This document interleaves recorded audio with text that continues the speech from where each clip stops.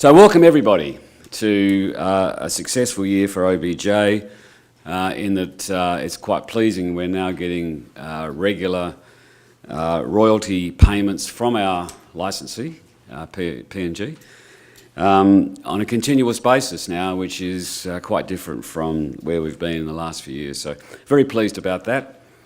And also now we have multiple products with two brands taking the technology. And you'll see some of those products later on with Jeff.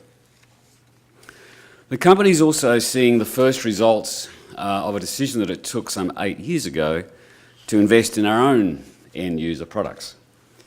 The first one was Bodyguard, and I'll tell you a bit about that as we go forward, which is now moving to another level.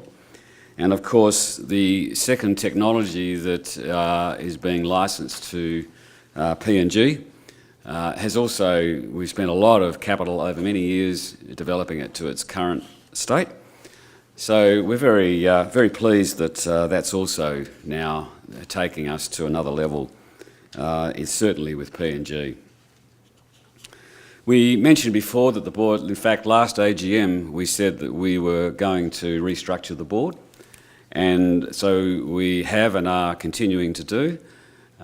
We sought around the world for somebody who was very conversant in the cosmetics market, who had successfully developed and internationalised, and as it turned out, he sold a cosmetics business called Becca. And Steve has joined the board as of July, and we certainly welcome his input as, again, the company's moving to more investment in our own downstream products. Not distributing them, but at least developing them. There's a number of new technologies which people wouldn't be aware of course, because we haven't announced them. All of them we've taken patents out over, or are taking patents out over, and some of them are very, very exciting indeed. It's a different dimension of skincare, not simply magnetics. There are other ways of actually undertaking it. And that's really, really exciting as we're getting some good performance out of those new technologies. I think we'd all agree that Jeff's done an absolutely sensational job again this year. He's getting younger by the day, I see. But he's also enjoying aeroplanes so much he can't keep off them. So my heartfelt thanks for Jeff, and I think from the board as well, of his dedication and high performance that he's achieved. Bodyguard, which was the first of our products that we actually invested our own capital in, has now just gone from strength to strength. We now have products that are very close to being commercial standard for the first time. And it's taken us a long time. No one had ever done this before. It's all very well putting formulation into a sticky surface. It's another, how do you get it out? And so we've had to go through endless trials, changes of formulation. We've got to figure out how can you take a release liner off the back of the knee guard, make sure it still sticks to the knee and in sweaty conditions, etc. Take an enormous amount of development. And our alliance with our Japanese partner has proved such an excellent decision that we took earlier this year. Because in fact I was speaking with their managing director this morning on the way to here, and he said that we've now moved to another level within their company. Again, not allowed to say what it is, but it's a major Japanese company, and they're actually now moving to a stage where they think they're very, very comfortable with the product. It contains one of their core technologies, which is a kinesiology tape.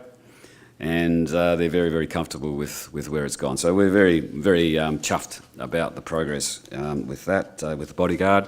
And as I said earlier, 2018 is our targeted year that we want to get this thing commercialised. So looking ahead, staff and facilities, we've upgraded the facilities. We actually recently announced the nicotinamide testing that we have been doing for a while. And already we have an FMCG company knocking on the door to actually look at some serious applications for it. So we're very, very pleased on that. We've also been informed by P&G that this month they will have sold the first 1 million products. So 1 million products have been sold now by P&G that contain the microarray. And I would never have believed that 2 or 3 years ago when we were just starting out on this whole escapade. So it's been a very, very rewarding milestone for us to reach. And many more to come, we're being assured. There's a host of other technologies I've spoken about, and also I spoke earlier about the board being restructured. I'm stepping down as chairman, and a new chairman will come on board and to lead the company into the next phase. So it's time we did that, and I think we're at Nat's well poised as a company to now actually receive some decent sustainable revenues.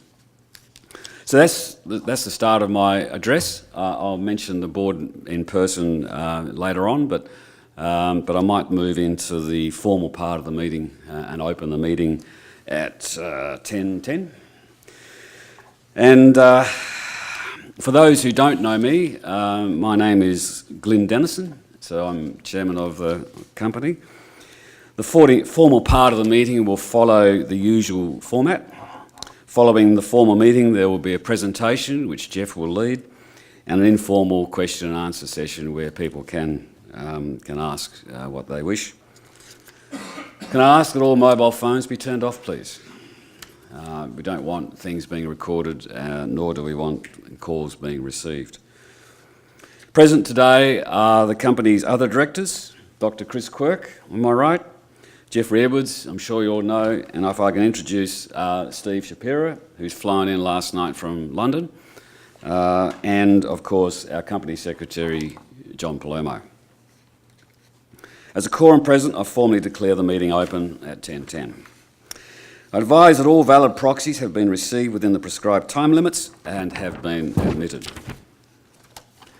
The total number of proxy votes and details of them for each item of business will be recorded in the minutes and advised to the Australian Securities Exchange. Details of how proxy votes have been cast in relation to each item of business will be read out as we go through. I can confirm that some 289 proxies in total were accepted, representing some 502,896,068 shares. The notice convening this meeting was sent to all shareholders together with the company's annual report to those shareholders who had requested one. On the basis of its prior publication to the Australian Securities Exchange and shareholders, I intend to take the notice of meeting as read. There will be time ahead of each resolution for questions. However, I remind you that only shareholders, proxy holders or other authorised representatives are entitled to speak, and matters raised must be relevant to the agenda item proposed and business of the meeting. Please state your name before addressing the meeting. In the interests of all shareholders, could I ask that you be as concise as possible in your question or comment and very applicable to the topic that's being discussed. I welcome Tutu Fong from RSM Partners Australia, the company's auditor, and Mr. Phil Lucas from Allion Partners to the meeting. In relation to all resolutions in the agenda, I will be calling a poll on all of these resolutions. The ratification of minutes, the first matter to be dealt with in this morning is a housekeeping matter and is the ratification of minutes of the previous annual general meeting.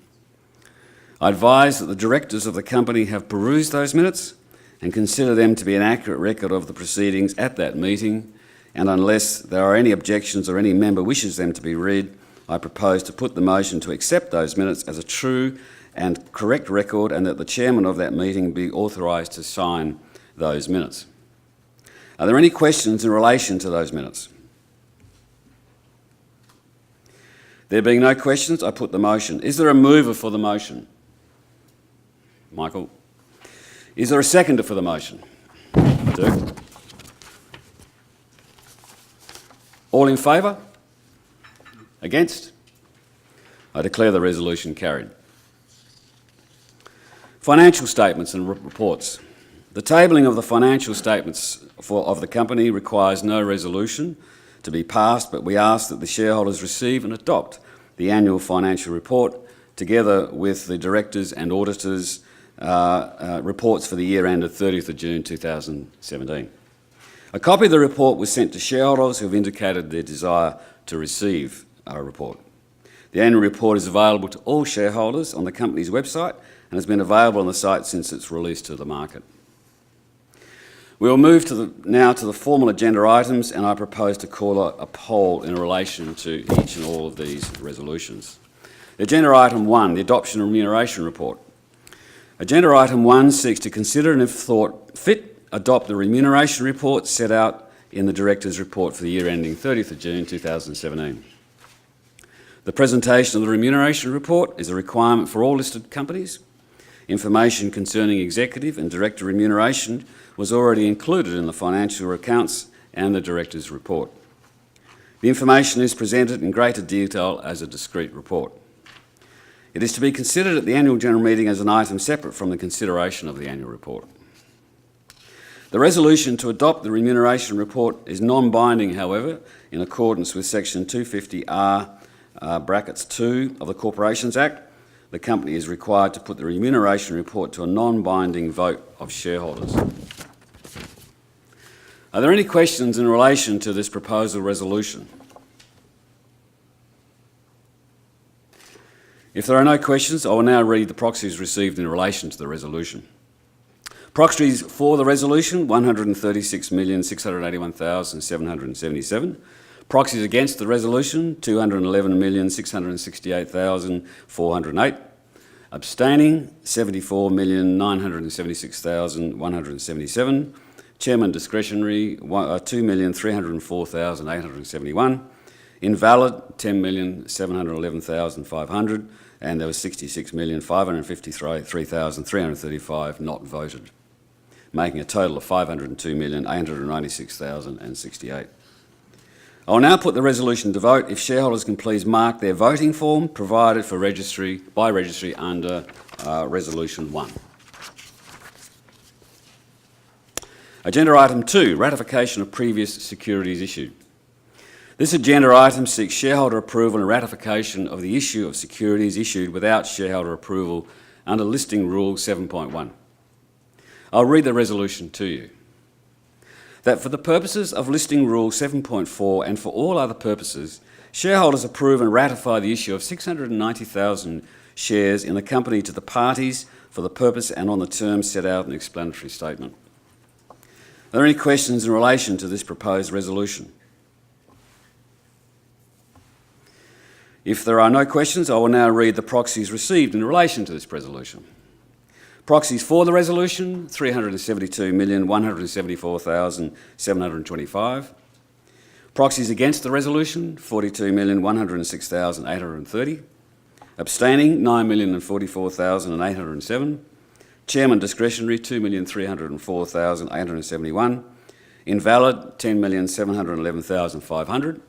Not voted on, 66,553,335, making a total of 502,896,068. I'll now put the resolution to vote. If shareholders can please mark the voting form provided by registry under Resolution 2. Agenda item 3, ratification of previous securities issued.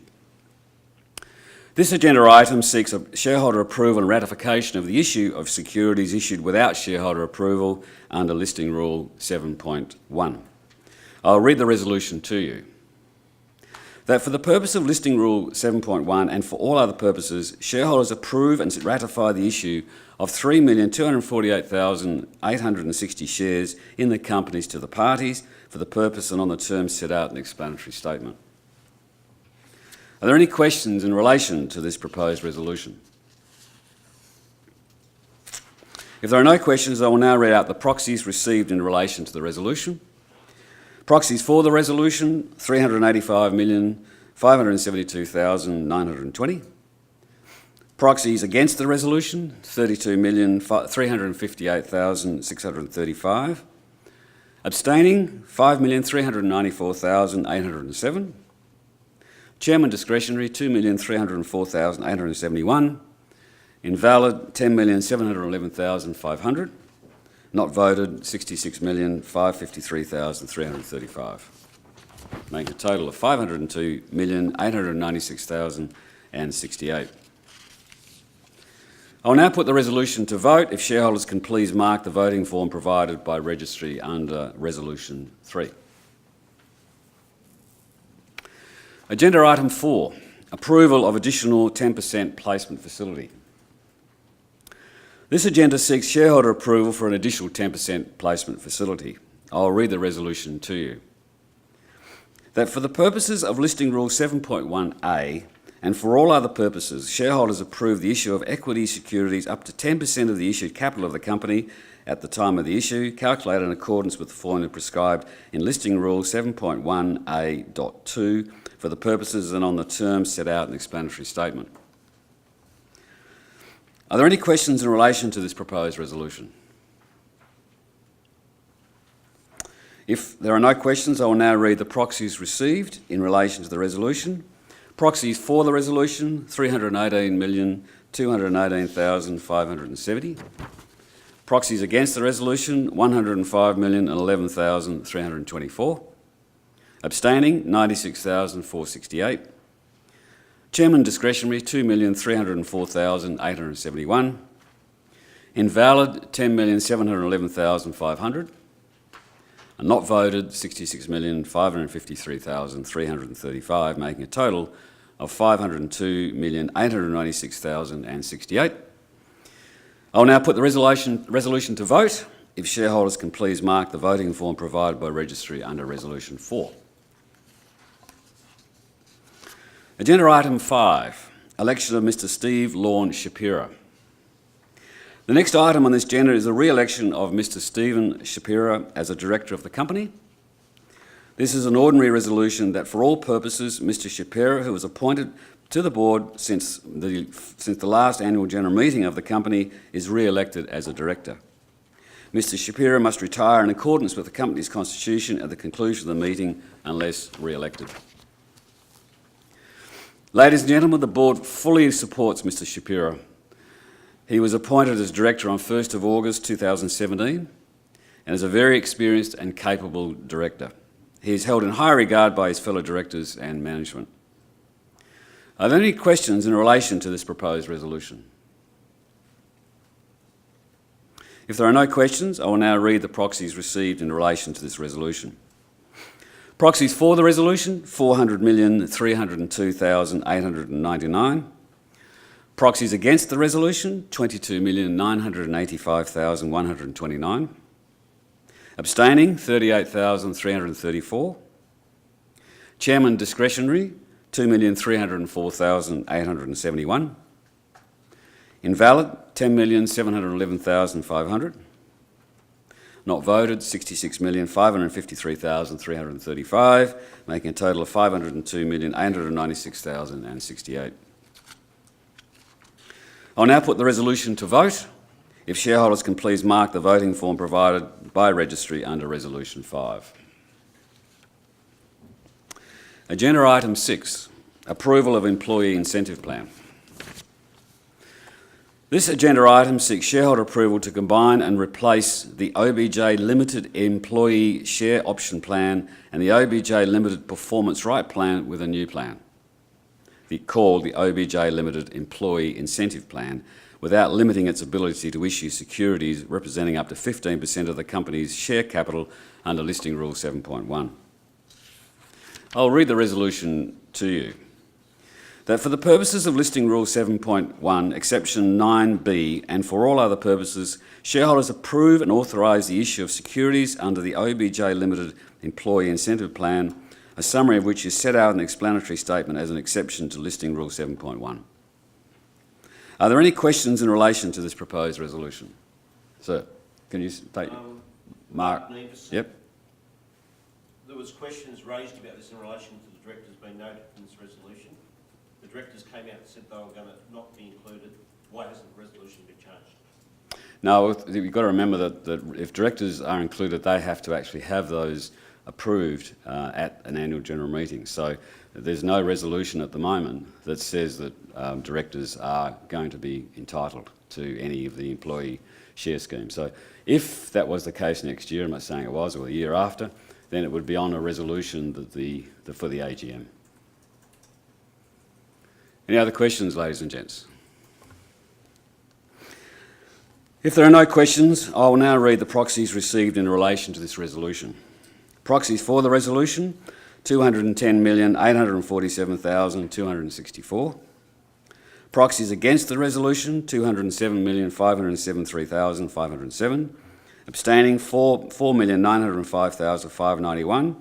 Chairman discretionary, 2,304,871. Invalid, 10,711,500.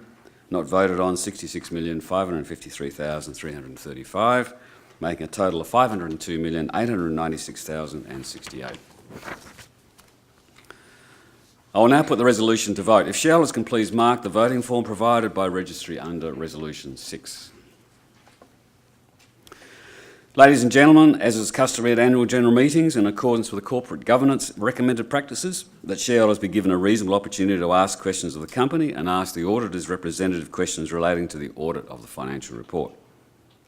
The auditor is here and will be given a reasonable opportunity to answer any written questions submitted to the auditor prior to the meeting in accordance with the Corporations Act. The company solicitor is also here to answer any questions you may have. As there are no questions submitted, the auditor will answer any questions through the chair if anybody has a question. Any questions? Sir. Could the auditor please explain what information he was given in reliance on amending the accounts to include the issue of shares for Milestone 2? What do you want to do? Can you speak to that, or you have to take it on notice? No, that's a question that I don't answer. Yeah. I only answer the actual conduct of the audit and actually my independence about the audit. In terms of actually providing documentation of how I actually conducted the audit and what supporting documentation that I received for each decision that I make, I don't need to provide that forum. So if you're asking me, did I get sufficient documentation for that particular transaction? Yep. I can say yes. In terms of what documentation I received, I can't tell you what that is. So you relied on the documentation you received from the directors of the company? Yes, and I deem that to be sufficient and appropriate under the auditing standards. Okay, good. Thank you. Any other questions? Well, ladies and gentlemen, that concludes the formal part of the business today. I thank you for your attendance and your interest in the company. This meeting is now closed at 10:26, and I invite you to remain for a presentation and general discussion. The results of the poll will be announced after the presentation. Registry will just collect the votes. And registry will just collect the votes. So can registry, okay. So anybody who's got the votes, please hand them.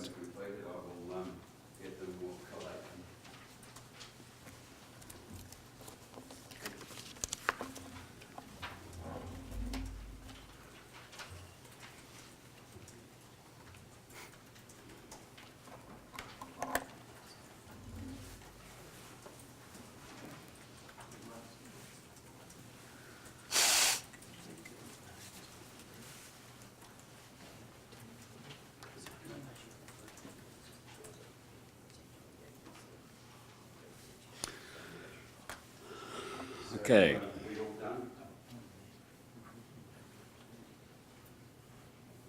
We all done then? Any more?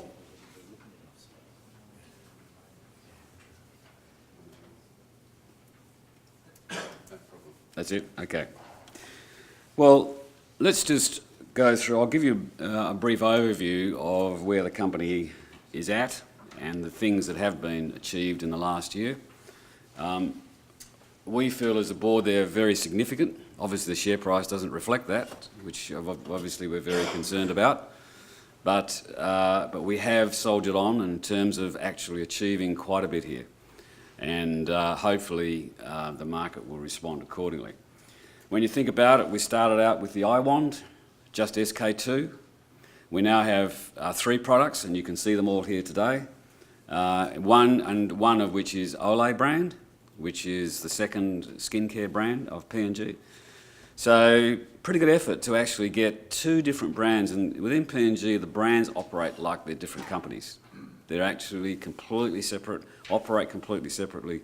So to penetrate one and then penetrate a second has been a significant undertaking, and again, all accolades should go to Jeff for nurturing that success. The Bodyguard one, as I said before, I actually spoke to the Managing Director earlier today, and he's confirmed very much that we've gone up a notch with our Japanese partner. There are major meetings going to occur before Christmas in Melbourne, and so we're very, very chuffed with that.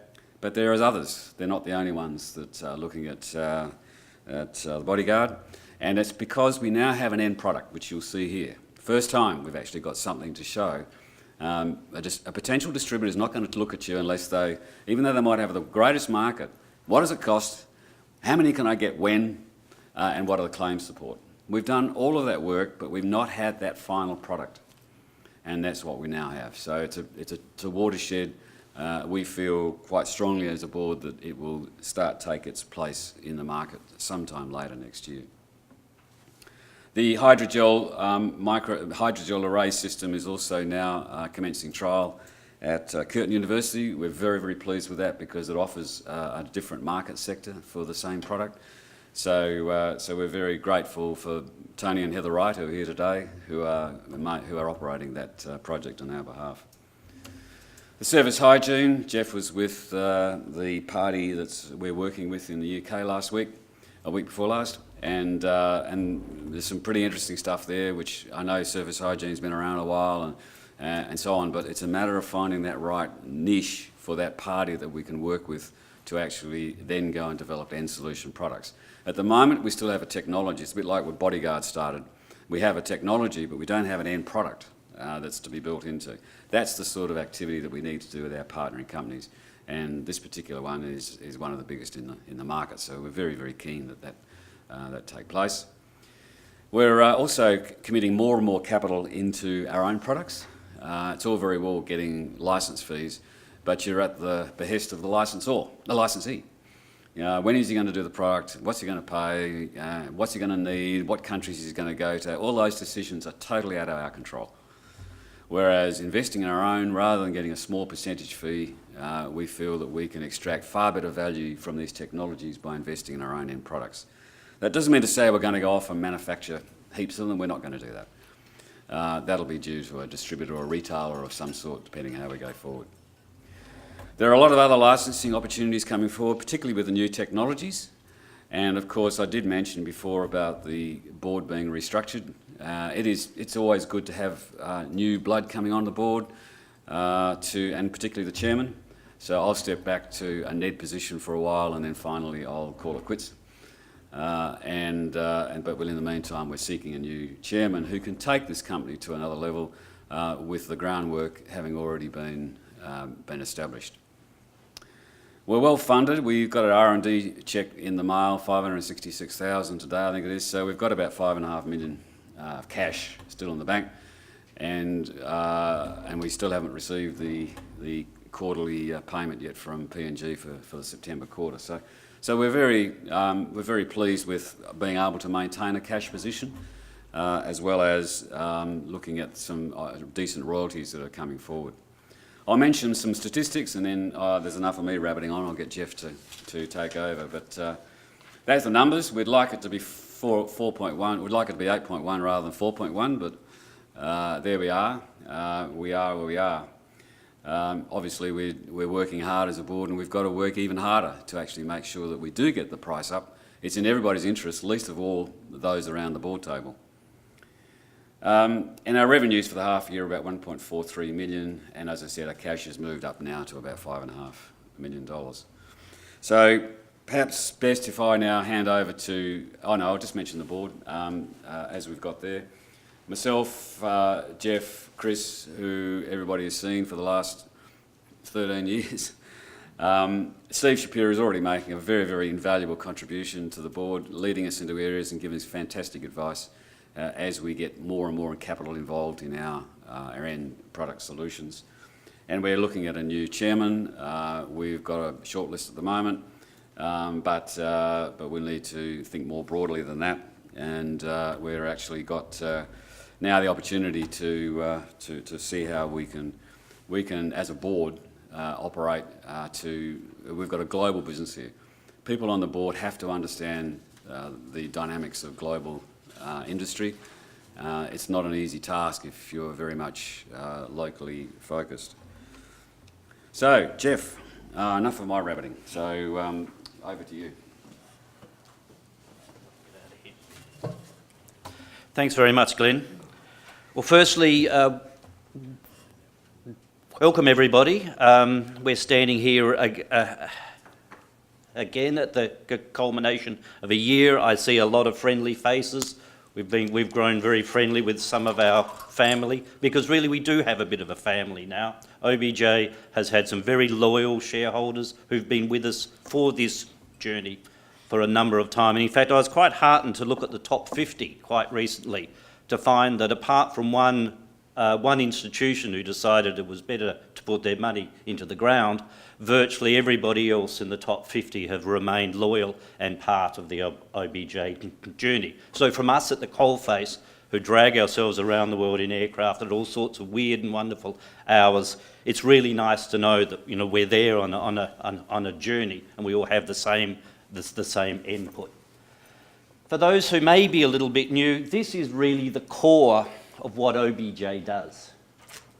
Except is the video running? Excuse me, sorry.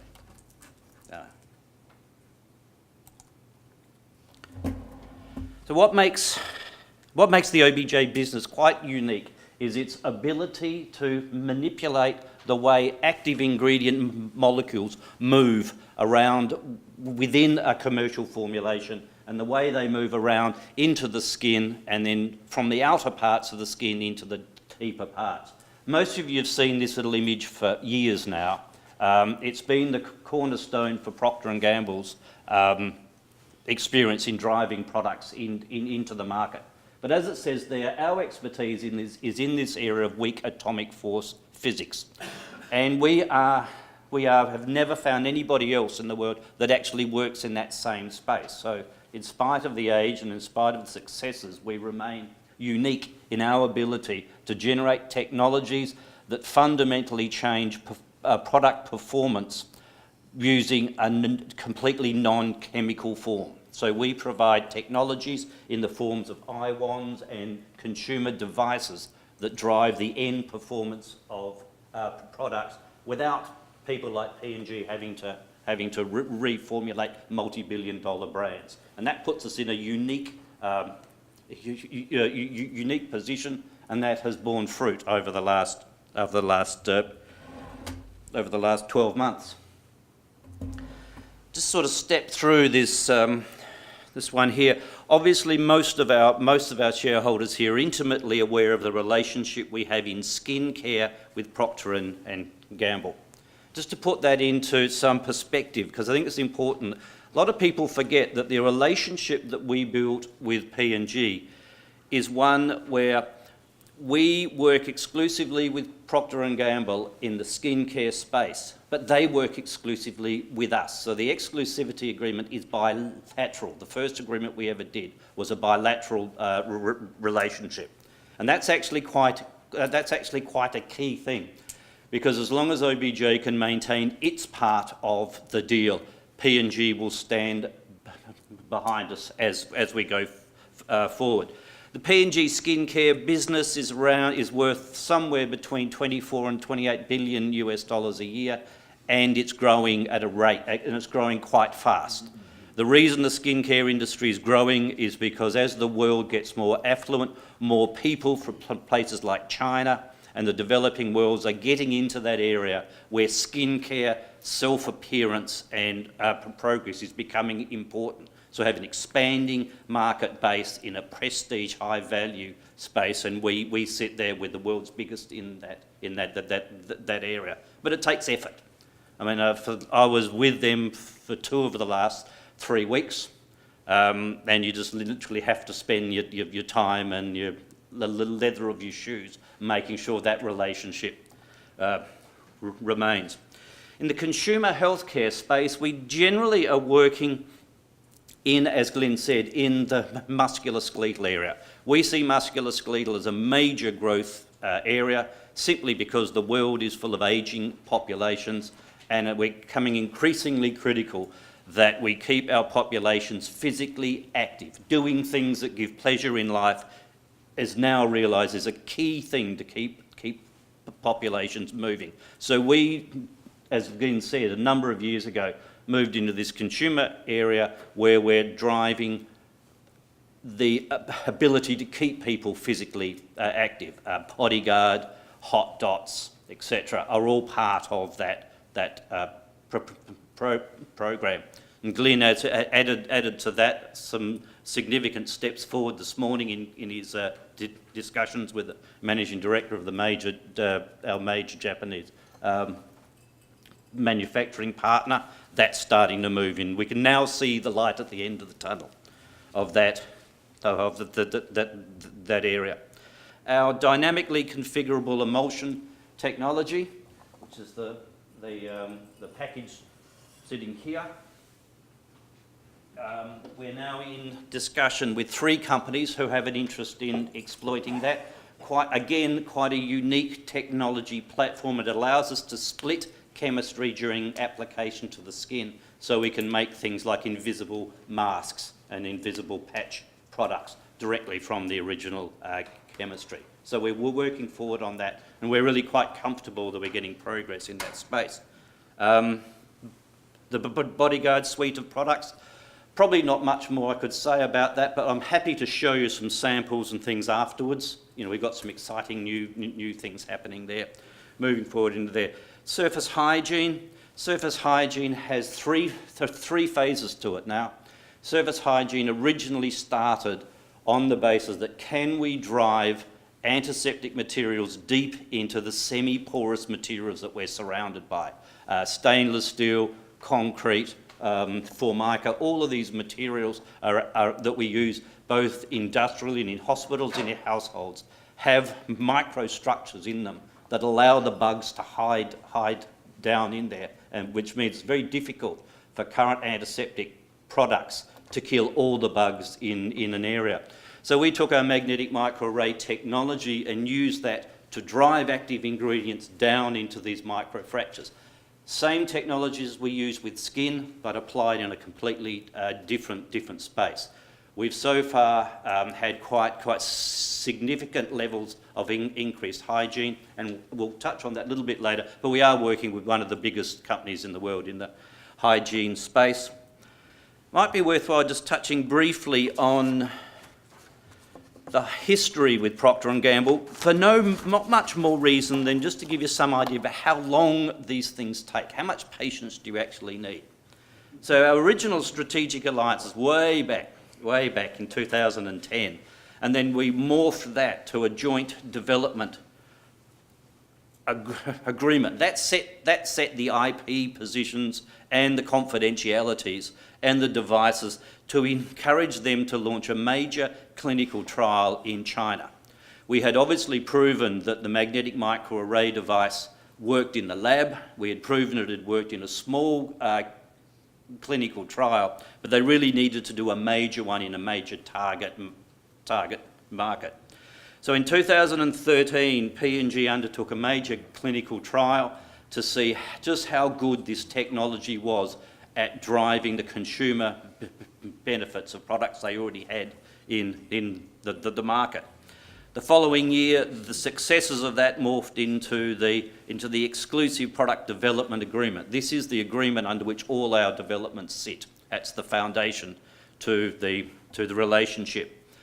As part of that, we spent quite a lot of time in the States talking to their engineering people, because there was clearly a commitment to launch the magnetic eye wand. So if anybody hasn't seen it, that's the little magnetic eye wand. Relatively simple device.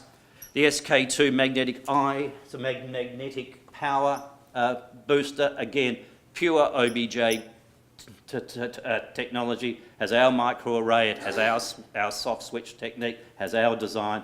All of those things are in there. Now, in market with their most successful and most prestige brand, we have 2 products. All the reports back so far have been extremely positive. All of this, as you see, is all slowly building. The industry is built on what they call a technical product story. What is the story that you can build around this new innovation? How can you convey that to consumers? It's all very well to stand there in the corner and say, I've got something that's 5 times better than this. I mean, consumers are more sophisticated than that. So you've got to start with a technical product story, which is the basis in which all the communications with consumers are done. And then you step into a thing called in-market earnings. What really works with consumers? In market today, we have the eye wands, both initially for SK2 and then with the Olay Pro X version, both been extraordinarily successful for Procter & Gamble. They're very happy about that. Most recent launch for SK2 was the magnetic power booster. It's always, just so you know, it's always as a bundled product. So our revenues and income is not on the technology alone, it's on the whole bundled pack. So we take the magnetic booster and the RNA bundle and the RNA power essence bundle. The royalties we receive is on the whole box set, not just on the devices. So obviously we encourage them to bundle it with their most expensive products because it drives the better sales for them, but it also gives greater returns from us. The Olay Magna mask is really a brand new industry. Just a bit of background. Masks are very big in Asia, but they're spreading into Europe. The whole idea of a mask is it's a moist towelette or a jar product that's applied that you can leave on for extended periods of time, like in the night, etc. From a technical point of view, the challenge is how do you get your chemistry out of the substrate into the top part of the skin, and then how do you drive it from the top part of the skin to where it needs to go before the mask dries out? That's in very simplistic terms, that's really what drives the area. So we came up with very neat little wand that's tuned to the active ingredients in the mask. You apply the mask and then you use that to activate it and drive it into the areas of most concern. And there's a range of products coming out. Procter & Gamble actually invented the mask business, but the mask business has sort of been dumbed down over many years, and a lot of low-cost Chinese vendors have been selling cold, soggy pieces of paper for a while. So it's devalued the whole of the mask business. So the relationship with P&G allowed them to work with OBJ to put some real solid science and some real benefits back into the business. So that's an online purchase. Bodyguard stepped very much further forward now. We now have product in boxes from a world-class manufacturer. And that's been a huge step forward. I was in the UK week before last visiting Steve and visiting a potential marketing distribution partner, and they've agreed to undertake and fund a European consumer and efficacy program in there because they're keen to move their position on that. And then, as Glenn said, we have Heather and Tony Wright with us today, who are managing the current clinical trial into the ability of the OBJ technology platforms to deliver other people's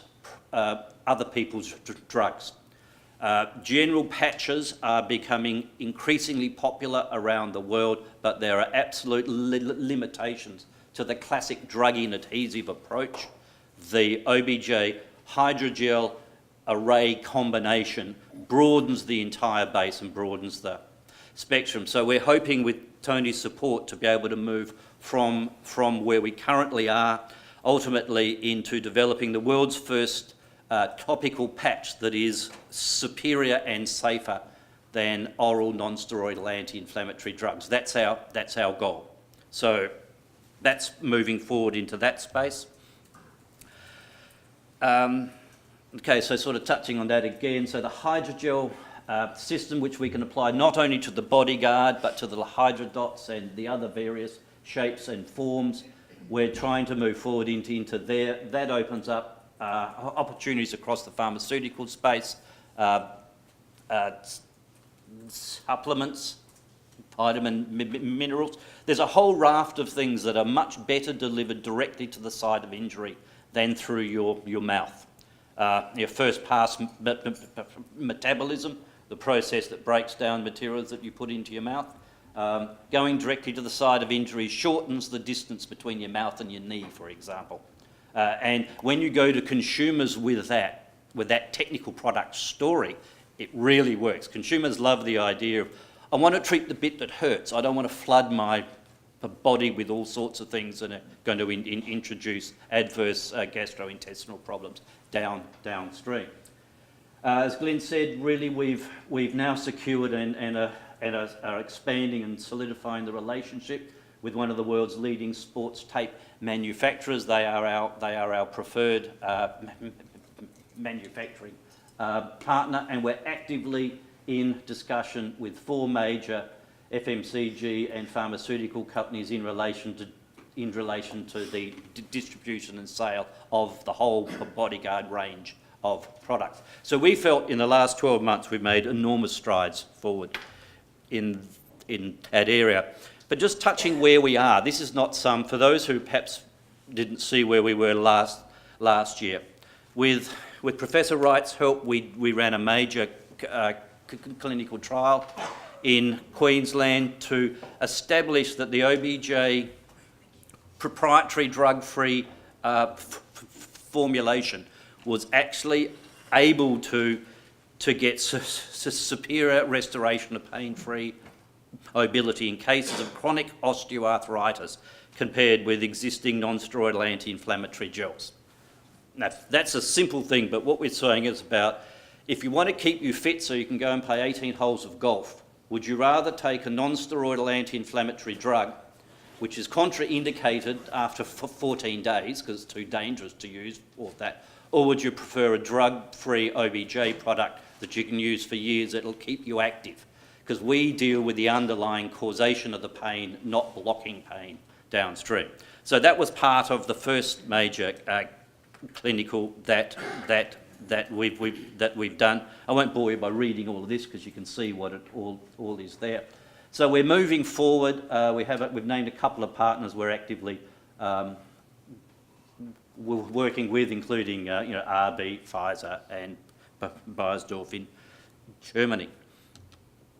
Advanced packaging, as I said, it's a project on how we can simplify the process for producers of cream products. Can we simply provide them with a low-cost packaging solution that has the OBJ technology already built in? First 2 products are already committed to launch. This is an ongoing development program that I expect we'll do for years. Surface hygiene. As again, Glenn touched upon this. We're dealing in, can we increase the usability of existing antiseptic compounds in a world that's looking for higher hygiene outcomes? As I say, we're working with one of the world's largest companies in this. I was with them week before last. Quite recently, it's quite interesting, we moved actually into the antifungal space. and anti-spores. And as Chris Quirk can tell you, the whole fungal spore area is an area of enormous interest to hygiene and pharmaceutical companies for all sorts of areas. So we have 2 projects. Now we've progressed from them from proof of concept, because we do proof of concept in our lab, but at the end of the day, to really convince these guys that there's value in this, we hand the technology over to them, and they then run the studies inside their own labs. So we're in about month 7 of that, expanded, as I said, into 2 new areas. So there's a lot of excitement going on in there. So we have great hopes for the surface hygiene space. During the period, we also announced that we had restructured the Obj Skin Science Lab. Like all growing companies, you have growing pains. We were running out of space. The equipment wasn't set up in an optimum ergonomic way, so we decided we'd bite the bullet, strip it all out and start again, restructured the offices around that. And the end outcome of that process is a much more friendly, bright and open working environment. Staff are much happier. And our throughput capability is up about 300% as a result. And that's primarily due from really moving to a mass spec driven process rather than an HPLC process. And it's all about how long samples take to be processed. Because if you've got 2,000 skin samples you have to process, and each sample takes half an hour, now that's a long and expensive process. So if we can reduce what's called the time of flight down from 30 minutes to 5, you get a huge increase in output, reduction in costs. So we're very pleased that we do this. Happy with that. We still focus on the in vivo and the ex vivo, which is in living tissue, outside living tissue, and we do all of the tape strip and Francell work for our channel partners. All of Procter & Gamble's claim support in places like China, Japan and the rest of the world are all based on data comes out of OBJ's lab. So we've got a multifaceted process going there that we're all very, very, very proud of. And that's probably well enough for me. I might hand it back to Glenn to finish off. So I think we won't reiterate everything that we've just spoken about, but as you can see in that list there, we think that it's been a particularly successful year after many, many years of nurturing relationships with partners, and this is very much an overseas business. The company's revenue at the moment is 100% Asia. We've been told by P&G that one of these products will end up in North America next year, which is very exciting. We announced that at the 4C in the half year, in the quarterly. That adds another dimension, but again, it's all offshore.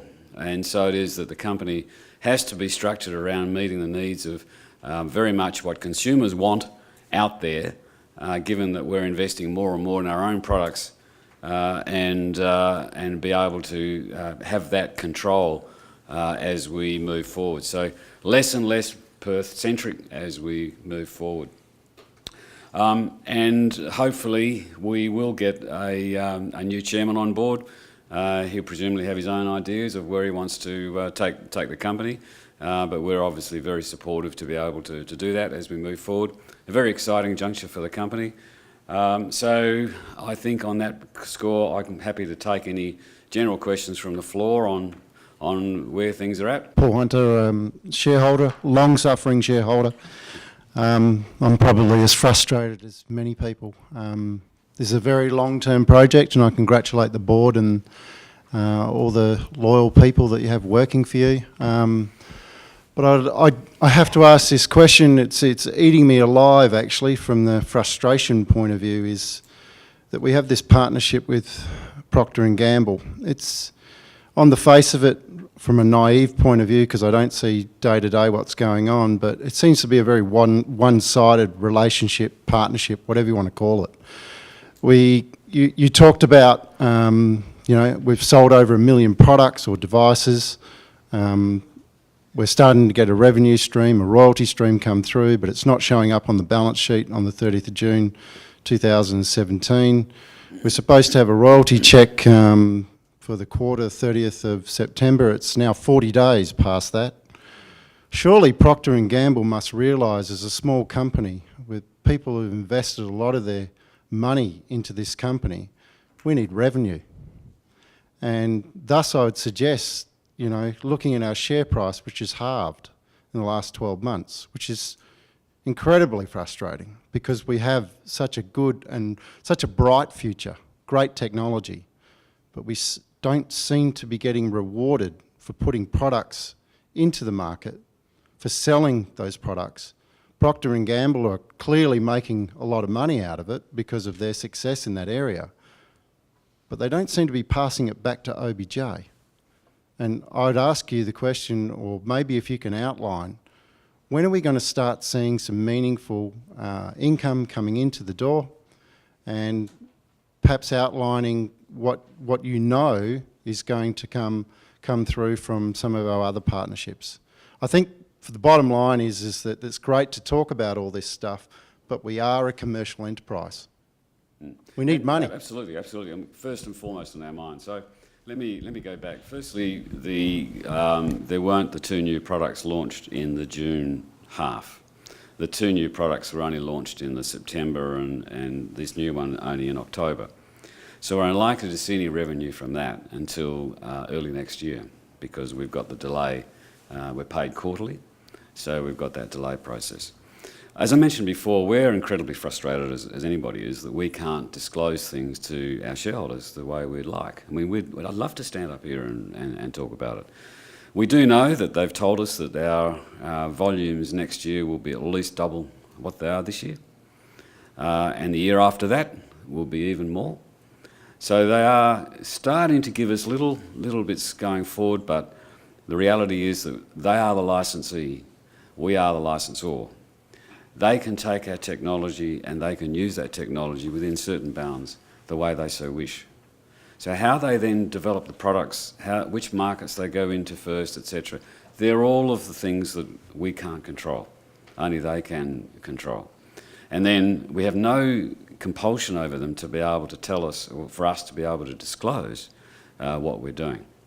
There's also constraints under the original agreement regarding territories and where patents are lodged, etc. So a lot of our negotiations that we've done in this second patent, we're learning a lot from the first. Not to say that the first one was a bad one, but nevertheless, it's a lot stronger in this second one than it was the first. So that said, certainly the volumes that they're talking about now within P&G, it looks pretty interesting from our side of things. Is it going to actually on its own probably get us to a situation where we can start paying dividends? We're going to need something else, and we are. And that's why Bodyguard becomes really important. The second technology becomes important. Surface hygiene becomes important. A whole raft of other areas that we've got. We're not a one-trick pony where we're totally dependent on P&G. So a lot of our effort is going into controlling our own end destiny, and not just in the hands of a licensee who we have limited control over. So as much as I'd like them to be, you know, in Denmark and Germany and stuff like that, they will do that at their pace, not what we want to be able to influence.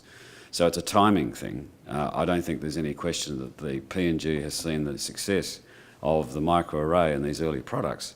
They wouldn't have gone into the second technology if they didn't see the benefit of the first technology. We'd love to be able to get more revenues, and we will. It's a question of timing, and I hope that we can actually start bringing that second technology forward to be able to complement the first technology.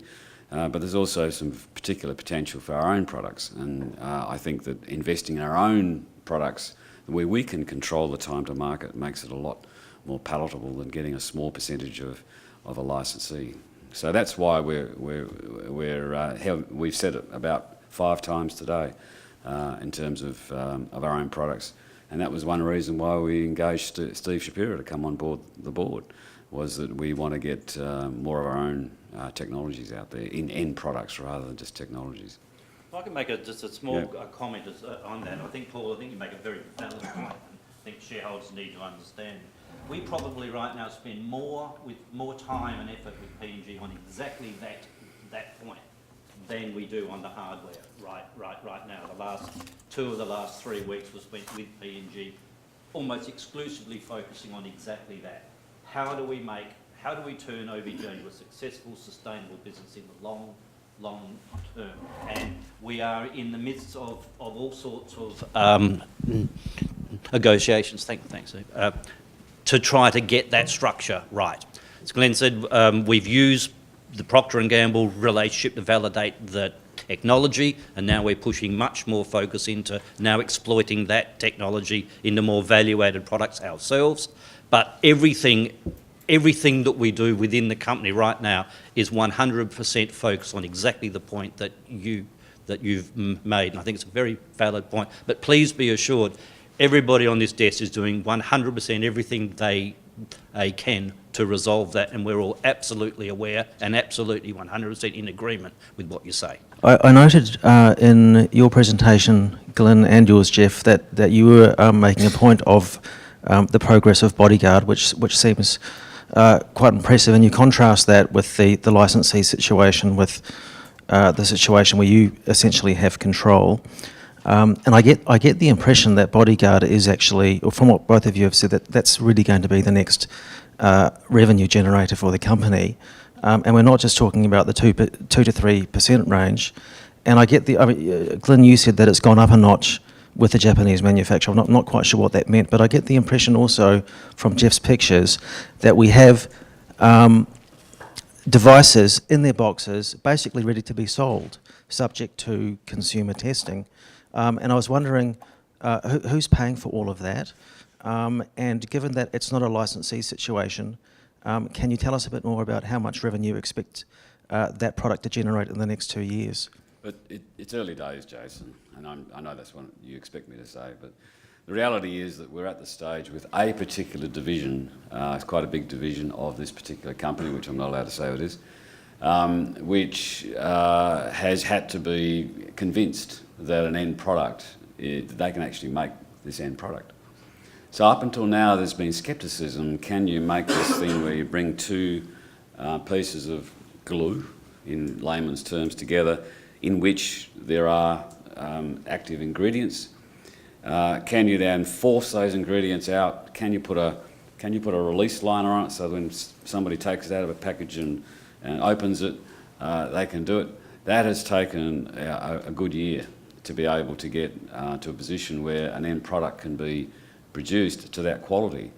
And it wasn't until that occurred that the particular market, the particular sector within this particular company was then convinced that this is something that's really going to happen.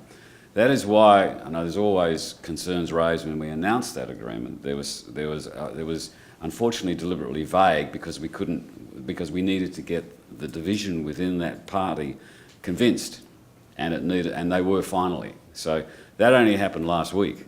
So we're in a stage now in Japan. So we're at a stage now where we're very confident that they will do something. So those discussions will take place at the end of this calendar year, and we'll then find a way in which where do we sit in that juncture. At the same time, they're not the only ones we're going to throw a lot in with. And I spoke to him about some other areas that Jeff's been talking to, some other companies that would want products for their distribution. So we're not just hanging our hat on this one particular area. If you ask me the question this time next year, I'd be very disappointed if I can't tell you some meat on the bone, Jason, as much as I'd like to. So, Yeah. Mark.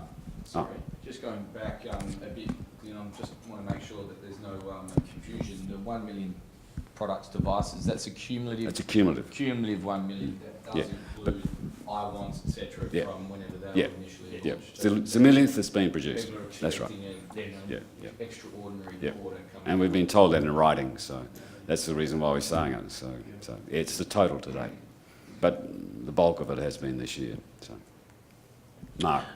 Magnum sold out within 48 hours. Fantastic. What's the lead time to get more manufactured to the market again? Well, and how many units was it that was sold out? It was about 400,000.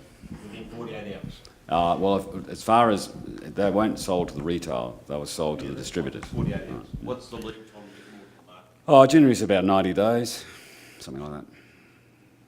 We're able to turn it around for them fairly quickly. Mm. You have direct contact with the manufacturer? We introduced the manufacturer to P&G. Yes, I've worked with that particular manufacturer for 24 years. So generally 90 days, but how long did you take to get it? How much? I don't quite understand. The lead time to manufacture more units is generally 90 days, you say? Yeah, I said Around that. that, yes, depending on the But turnover how of long the did moulds. they take to get more market to the product, more product to the market? Oh, that's internal P&G business. We We wouldn't be Those aware. would never be. Massively underestimated the... Yeah, they were very surprised with the massively response. Well, it's not so much massively underestimated. You've got to remember that in this business, it's I know it's going to sound odd. It's the reverse of the law of supply and demand. If you get 1,000 people who want a product and you supply everybody with the product from stock, then all the demand's gone. The excitement goes out of it. The balloon goes down. So one of the P&G strategies is always under supply. You know, keep them greedy, keep them keen, keep them keen, keep them mean. So what they will do is they will actually release 50%. So what they do when they do their plans is they will actually go and talk to the regional distribution partners in the area, and they'll say, how many of these do you think you want? And then they'll go back and they'll probably offer them about half of that. So the demand's there, but it's all about keeping the demand over an extended period of time. And the reason that you want to keep it over an extended period of time is that the new bright shiny thing might be fun, but unless you can convert that into a skincare habit that a consumer will keep doing over time, it is nothing more than a short-term gimmick. So it's all about how do you introduce it gently, how do you introduce it slowly, how do you get it turned from a new thing into something that consumers use every day? Because at the end of the day, this business is about selling soup. And that's how it works. So while it seems odd that there may be massive demand, there's actually a huge amount of intelligence and logic behind why you don't quite ever meet that demand. Keep that demand hungry. Okay, any other questions, sir? I recognise the face, but I can't remember the name. A question about surface hygiene. Is that the same sort of lead times as what the other products have been, or do you see that being a quicker one to get to market? Hygiene is an interesting one because each part of the world have different rules in terms of how you make each part of the world has a different set of rules in terms of how you make a hygiene claim. In other words, if Johnson & Johnson, for example, brought out a new cleaning wipe product, if they're going to say this is 3 times better, then in Australia you'll have to submit your data according to one set of rules. In the US it'll be a different set of rules. In the EU it'll be a third set of rules. So quite a lot of the barrier to market is defining which tests you have to do in which places in order to get the approvals to launch a product. So that final yard effectively then sort of drifts back into how do we do this? For example, one of the things that we did in Australia, and we proved to be very successful, is we worked out that our technology could drive active ingredients into micro fractures in materials. However, the standard required to make a hygiene claim in the EU requires that you do that program on glass.